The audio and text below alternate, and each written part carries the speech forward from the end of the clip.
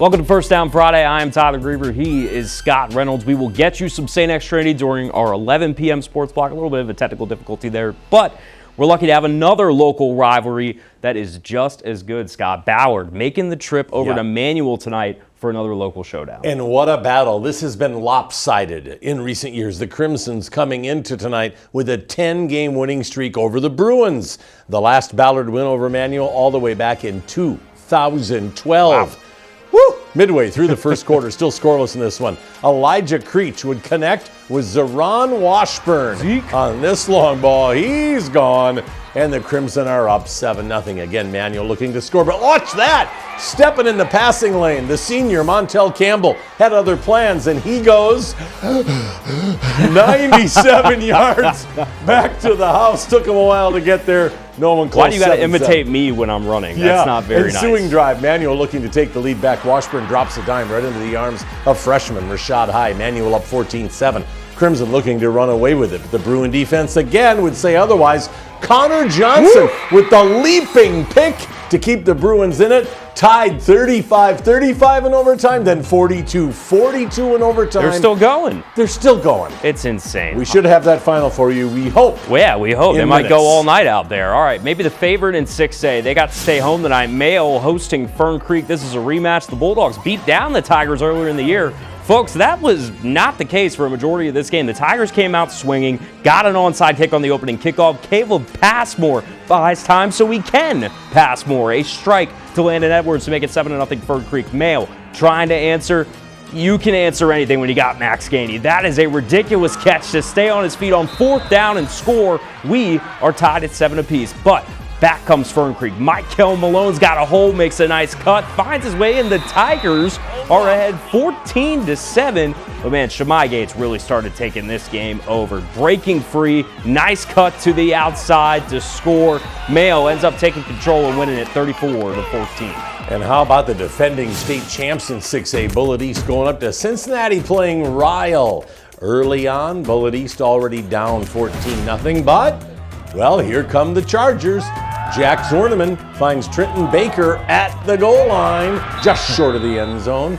But you've heard of the tush push, right? Oh, yeah, a little bit. Yeah, you got to have it. It's the new play. I don't think they should allow it, but they do.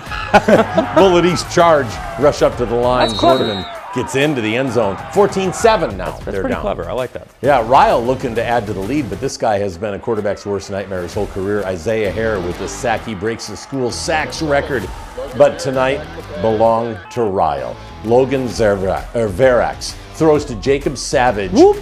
Chargers title defense ends 43-20. Ryle gets the win. Back, one of the best stories in the state continues to be the rise of Atherton, Scott. The Ravens are on a school record 10-game winning streak, and they've never advanced to the third round of the playoffs. Yeah, what a turnaround. But Butler has made some history too, though. The Bears got their first playoff win since 2018 last week. Now, these two met earlier in the year. Atherton won 20-6. And I got to tell you, the Raven defense, kind of like the real Baltimore Ravens defense, just absolutely swarming. Andre Steele blows this play up in the backfield, man. He was not fooled at all. Atherton's up 14-0, and their defense trying to make sure they keep it. Same drive. Butler gonna look deep, but Jason Briscoe going up and coming down with an impressive interception. Later, Atherton getting it going on the ground. And if you're sitting there at home, I just want you to count how many cuts Mike Curry makes on this run. He is shaking dudes all over the field. Scott's counting right here. I got 4. Huge gain. Atherton holds on to win 21-0. What a year for them. Yeah, and speaking of great stories, DeSales getting its first playoff win since 2019 last week. Colts hoping to stay alive by beating Spencer County at home. Bears in DeSales territory. It's tied at 3. That's Jarrett Stewart handing off to Kellen Marksberry. Room to the outside. He scores. Spencer County on top, but the Colts strike back. Peyton Moulter with a pretty deep ball here to Brandon Williams on the money. 44-yard touchdown for the 10-9 lead. This will go back and forth, high-scoring affair. Danny Armstrong taking off here. 14-yard touchdown. It's 16-10 Bears. Right back come the Colts. We showed you this connection already. Moulter to Williams again for the lead. This time from 40 yards out, he puts on the Jets.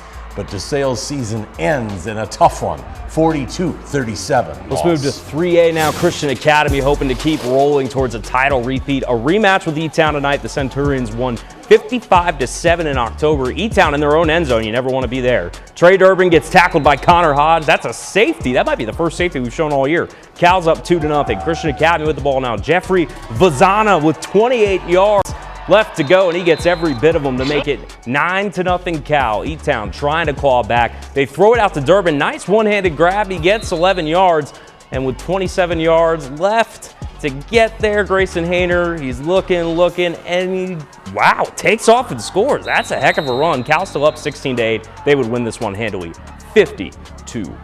Let's drop down to Class A. Kentucky Country Day, welcoming Bethlehem. Only a touchdown separated these two earlier this year. KCD won. KCD's Parker Rudolph fumbling the kickoff here, but sometimes you pick it up and, well, your blocking gets set up, and it did. And he's off to the races. 90 yards. It's a KCD touchdown. 21-14 Bearcats. Bethlehem trying to stay in it. Jack Bradley with the pass to Jacob Thornsberry. 35 yards for him. 24 left to go. So Bradley will pass it to Isaiah Ballard, and it's a touchdown. They missed the extra point. It's 21-20. KCD's Ethan Harris here with the pass. Beautiful shot.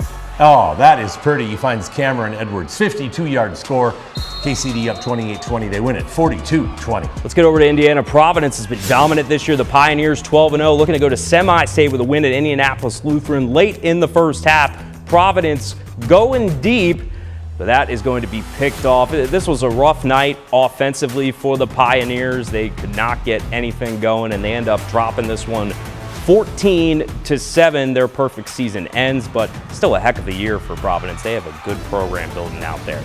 Get much better in high school football around here than St. X and Trinity, but this year the Shamrocks made a statement against the Tigers in the regular season, and they added an exclamation point in the playoffs tonight. We're used to these two either deciding state titles or who goes to play in them. This is the earliest playoff meeting between them since 2015, so obviously Jeff Brom had to come and catch some of the action. First quarter winding down, Zane Johnson fires one downfield.